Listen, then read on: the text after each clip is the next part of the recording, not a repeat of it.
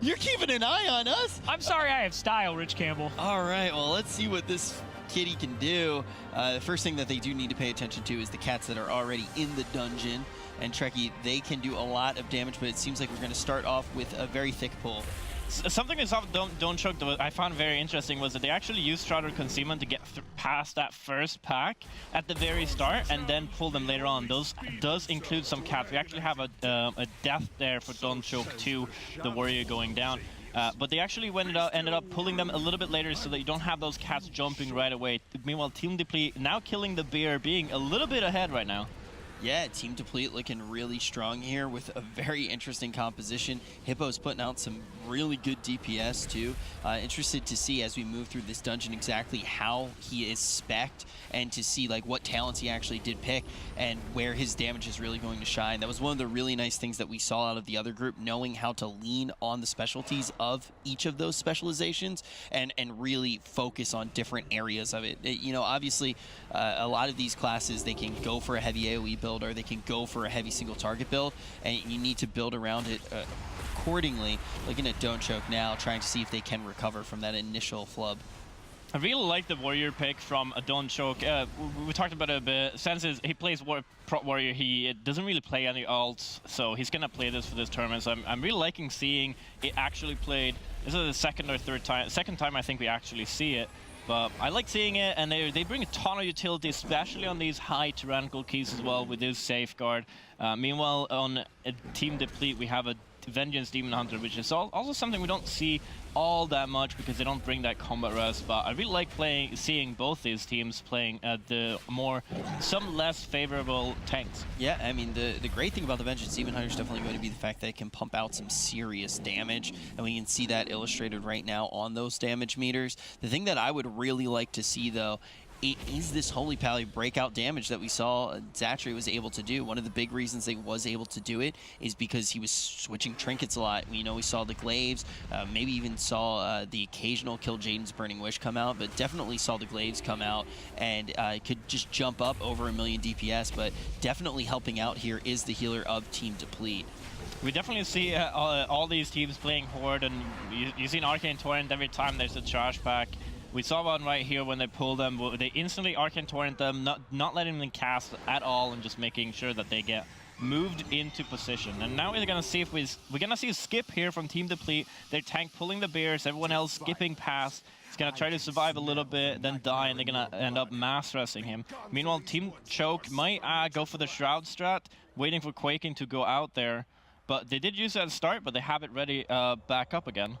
And now Team Deplete getting past those bears. They're still in a pretty good position. It looks like Don't Choke doing the same thing. We're pretty much neck and neck. Even after, like you did say, Don't Choke does not have a good start, but they bounce right back. And now we are going to see who pulls ahead on the boss, pulling at the exact same moment. Each team with one death at about the same percentage, but it looks like Team Deplete starting to inch ahead. Don't Choke doing the very strat that we've seen many times here, where they're pulling the boss far into the corner so they can kite a little bit. Team Deplete using one of these stones that the tank get punted back into to make sure that the boss doesn't move that much. But we've seen Don't Choke's strat being a lot more prevalent in this competition, just because you can move it along the wall instead of having to move bigger parts of the room every time he does push you back. You can see the Archdruid just going into cat form and jumping onto the Warlock over and over again. It just does so much damage. If they aren't careful, he's going to need a paramedic. Judging by the damage on the boss here, we see actually Team Deplete going down so much faster on the Archdruid there, just because their healer is doing way more DPS. Well, their healer's doing great damage, but look at the Feral Druid. The Feral Druid doing almost 2,000,000 DPS, but while the healer is keeping up and the tank actually being stirred on damage. This composition's really wonky, but it is working out very well. The questions will kind of arise a little bit later in the dungeon when we get up against things like Xavius, if they're going to have enough survivability. Like, you can see that jump onto the Warlock just doing massive amounts of damage. The reason that the cat is always going to be jumping onto the Warlock is because we do see that healer inside of melee range able to pump out the numbers. So this strategy is definitely working for them. The Warlock knows it's going to be coming, so Paladin can do stuff accordingly to make sure that the Warlock is protected. Every now and then you can also see the wall come out, but ultimately Team Deplete pulling at the same exact time and going to finish about 25% before Don't Choke does, and now they are moving on to their first trash pool. The question is, will they be able to skip that double Dryad? Yeah, that is a massive DPS difference in terms of how much damage you have on the boss there. So Don't Choke definitely falling a little bit behind here. You're gonna see what trash packs they do end up using later on, or like end up killing, but they are at the exact same percent, so we might see basically the same pulls throughout the rest of the dungeon, but we're gonna see a little bit of interesting skip strats if that is the case. I mean, the big thing is, as we continue to move forward, if Team Deplete can keep up this incredible single target damage that they put out onto the boss, because we are on a tyrannical key, so as they move forward, they still have 3 bosses left, so even if they do all of the pulls exactly the same, they take them down the same amount of time, if Team Deplete can keep up this pressure that they have on bosses, they will actually win by quite a considerable amount. The thing is Don't Choke does have the Rogue that should be able to do some serious single target damage on Darkheart and also on Trezoran. That may not be enough, just relying on that 1 DPS. Yeah, boss damage is definitely going to be a big part of this instance because there are 4 bosses. This is a relatively short instance as well. There are 4 bosses and they take a massive amount of time. We saw that a little bit in the difference as well when we were comparing how fast different teams had done this instance. And the team that was almost 3 full minutes ahead did it on a non-tyrannical key, if I'm not mistaken. So just to be able to do those bosses so much faster is definitely going to end up in Team Deplete's favor. And here we're going to see the double Keeper pack. They actually end up... No, the Demon Hunter is doing this again. He's stunning them, fearing them with his Sigil. Going to have everyone probably just move past it, but they're waiting a little bit. Yeah, I'm surprised why they didn't run through yet, and it looks like, okay, they were just waiting for the right opportunity. One of the strategies that we saw yesterday, we can see it looks like they are playing Horde right now. One of the strategies that we saw yesterday was, you know, play the Night Elf, do exactly this, put down the Fear Sigil, and then just simply use that racial ability, hide in the shadows, and reset out of combat. With this particular usage of it, the Demon Hunter is going to have to actually fall down and be resurrected. But it does allow them to skip that trash pack without using something more costly like an invisibility potion, which will take away from some damage later in the dungeon, putting on that 10-minute cooldown. So this is looking really good, and we're starting to see all the little intricacies of this weird composition that they are bringing, and their time is looking absolutely incredible. Their damage that they're putting out, we're seeing everyone chip in, right? The tank's doing great damage, the healer's doing great damage when it can as well. I'm really liking Team Deplete at the moment. Don't Choke, though, was able to catch up on trash. They were about 25% behind on the boss, but it looks like they are just clearing the trash quicker. That cheeky little play by Zek, where he actually does go down and use that Fear Sigil to skip the pack, actually took a while. So that is going to allow Don't Choke to inch up. It looks like we may be in a scenario where they end up pulling Darkheart at the same exact time, but it looks like their route to Darkheart is coming to an end. They might be pulling right now. Yeah, Don't Choke have a few percent left on those ads still, and then they're gonna pull Darkheart. Team Deplete just gonna come up to him there a little bit beforehand. We mentioned it a lot that Paladins are really useful here because of the freedom, as it's something that Don't Choke does not have available for them. So. But we've also seen teams completely do this fight without it bothering about the roots at all, and they do have a rogue to be able to maybe pump that extra single target damage. If they really do feel like they need to remove it, Don't Choke can actually rely on their healer to run through those roots and just shift in and out. Because if a druid does shapeshift, they can get out of that root effect nice and easy. We are going to see an incredible amount of damage going on to Zek, the tank, for Team Deplete. He gets spiked down very quickly, and this is one of the questions about bringing a Demon Hunter tank. There's going to be a lot of pressure coming out. There's the stomp, that's the raid wide damage. There's also going to be a frontal cone onto the tank and a grip onto the tank. And we've already mentioned Demon Hunters, they can put out a crazy amount of damage, but they are also going to get hurt a lot easier than some of the other tanks. Yeah, that is very true. And Warriors are actually particularly pretty decent at this fight because they have that spell reflect that now these days reduce all the damage by 50%. So they're going to have that available for each single time. It might even be, we saw them wait a few seconds before the pull too, making them able to maybe swap. Both these tanks actually have the option to get an extra stack of their magic damage reduction. They might actually swap that for this dungeon if they want to, but again we're seeing the Holy Paladin doing a lot of damage here compared to the rest of the team. Don't choke. Yeah, I mean the Holy Pally damage here isn't nearly as important as I think it was the last time around. Last time they really catered the entire strategy around it. He is going to be sitting inside on top of the boss right now. Actually looks like he's dangerously close to maybe being inside of that frontal cone, but able to put out about 500,000 DPS, but the all-star is just going to be Hippo. Hippo's been sitting at 2 million DPS single target the entirety of this dungeon. Was laughing at first when we saw the kitty rolling through. I really did not think it was going to be this impressive, but they have made a composition that just has high damage off the tank. The healer has really impressive single target off of their Feral Druid, and Infecta, I am pretty sure, is running Sow the Seed, so he's getting out 3 of the Seed of Corruptions for trash to do very important AoE damage, and then they have the Warrior, who we've already seen what Arms Warriors can do, and now we're in the same situation that we were in last time. Team Deplete pulling the boss at about the same exact time, but they can finish 20% faster. It is a little bit faster. I feel like the difference is a little bit closer now. Team Deplete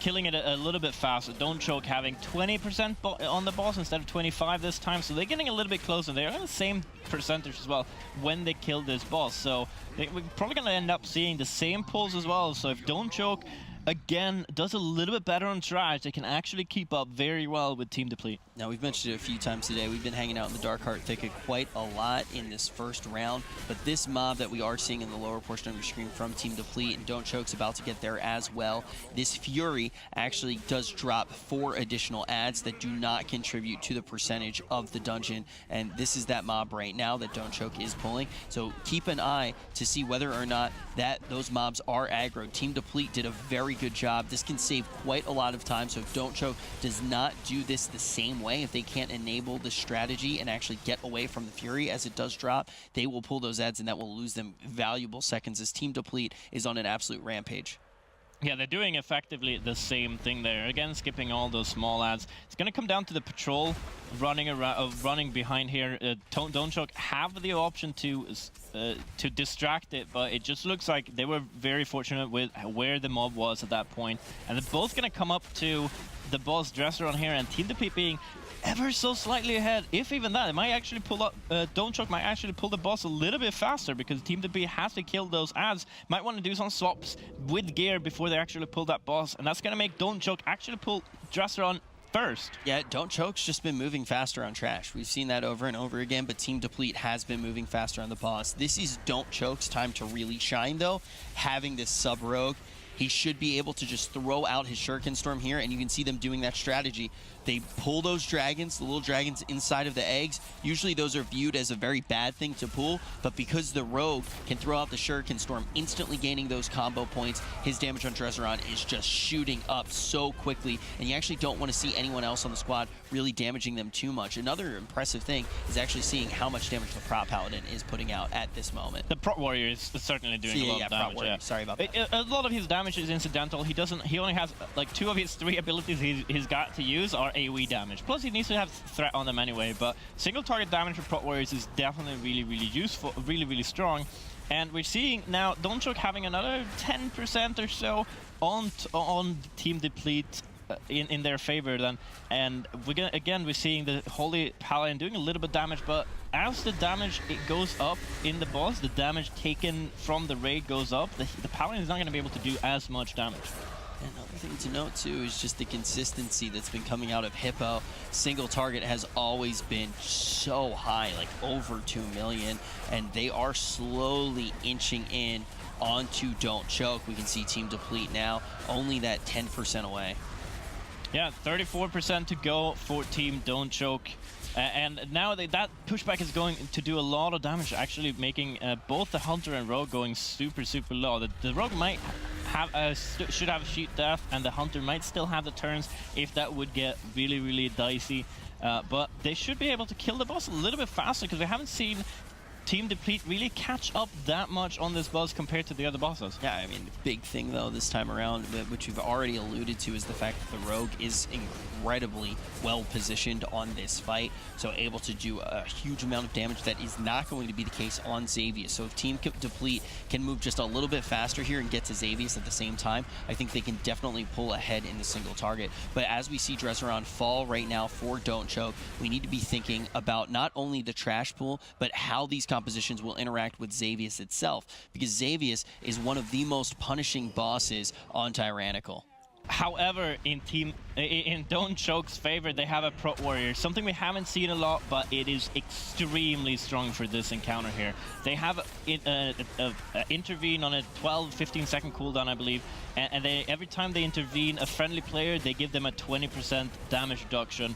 And just being able to do that every single bolt, every single feed of the week, just is incredibly strong utility that we're going to see from Don't Choke. As long as he doesn't have the fear, or the person he's intervening doesn't have the fear on them, he's going to be able to do that very freely. So right now we're actually seeing a bigger pull from Team Deplete here, which is something that would surprise us a little bit, because we've generally seen Don't Choke do the bigger pulls. I do like the fact that they go for the bigger pull here, because they do most likely know that they are a little bit behind.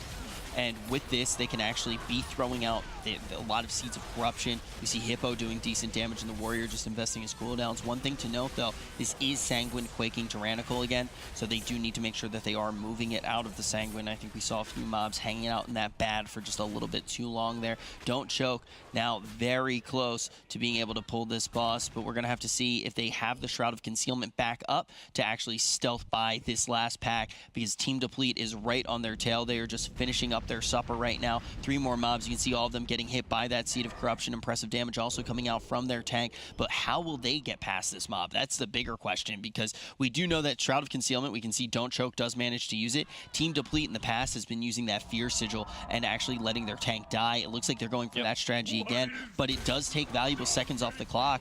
At least 5 for the death. Don't Choke able to initiate the boss first. We will have to see how much damage they can do, because this one is going to be a DPS race for sure. Don't Deplete right on their tail, and this is the team that has been doing more impressive single target damage throughout the entire run. Team Deplete now going to have that tank die. Probably going to wait another 10 seconds to rest him, because a little bit more, because he just had a Quaking. Meanwhile, Don't Choke is on the boss, and even with Team Deplete's higher single target damage, Don't Choke has started this boss so much earlier, and they should be more than capable of doing this just fine. Yeah, I mean, the big thing is maybe if we saw it just a few seconds ago, if there was about 25% left, I would say maybe Team Deplete can do it, because we have seen them do stuff like that in the past. We still don't see the tank up, though, for Team Deplete.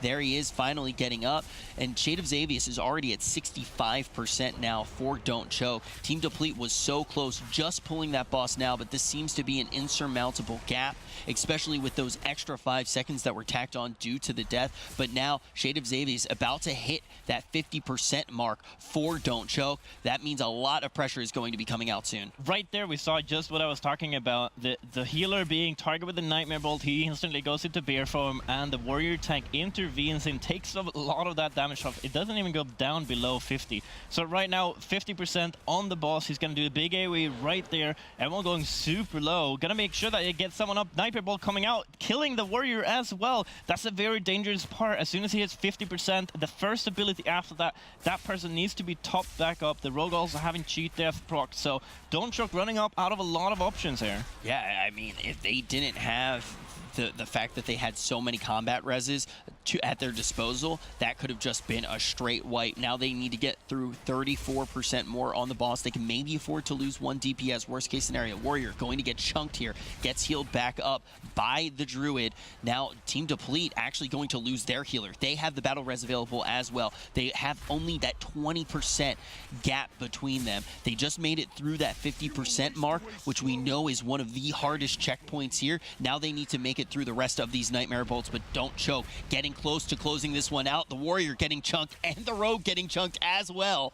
Trekkie, this one is so close. And Team Deplete having that insane single target damage as well, catching up a little bit, but they had that death, having to have that combat rest too, and this is just a little bit too much. Team Deplete does have an extra death too, so Don't Choke having 10% left, and less depth. If they do not end up wiping here the last few percentage, the Warrior going almost super low, they're getting that intervene.